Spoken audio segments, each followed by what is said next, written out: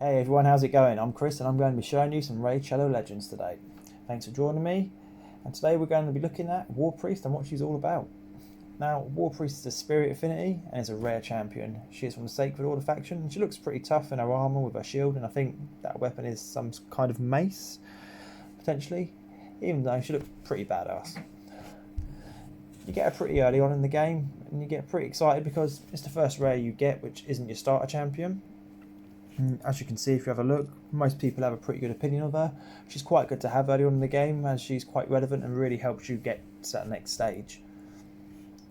Her base stats aren't too bad either. Her offense scales off her attack, but I wouldn't worry too much about that as that's not what she's all about really. You don't want to be utilising her just for an attack when she's got other abilities you can use. Let's look at her kit. So her A1 is Admonish, I think that's how you say it. It attacks one enemy and has a 15% chance of placing a freeze debuff for one turn, and the damage is based on attack. It's not too bad. It's always nice to have an additional stat on their A1 rather than it just being attacks one enemy one time. It's not a high chance of it landing with the freeze even when booked, but still, it's something extra. It's always a bit nice. Her A2 is Divine Light. It heals a target ally by 20% of their max HP and heals all allies except the target by 10% of the target's max HP. Now, this you need to really ascend and book out to get the most out of it. If you can do that, she'll be keeping your entire team alive for much longer in the campaign, dungeons and clan boss with her AoE heal.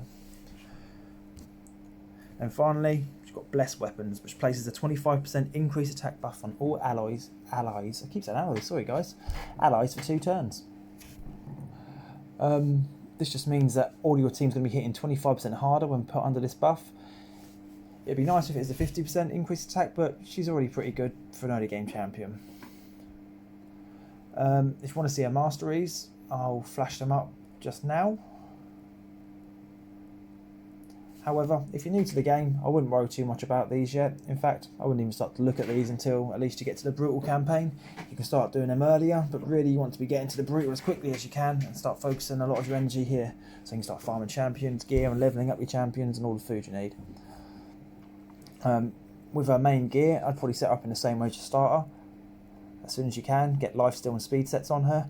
The lifesteal kit will keep her alive even longer and will synergise well with her healing ability. And with the speed set, you're going to want her to be going as often as possible to get them heals and increased attacks down for your team. When it comes to picking the stats on each kit, obviously her weapon, helmet and shield are always going to be the same. They're going to be attack, defense and HP. But to focus on maybe her gauntlets, chest and her boots, with her gauntlets I'd really focus on HP or defense.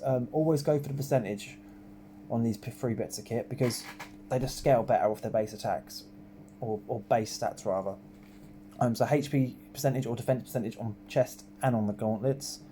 And for the boots, you really want to focus on speed. Now the speed doesn't have a percentage boost on this, it will just be the flat rate, but obviously speed's very important.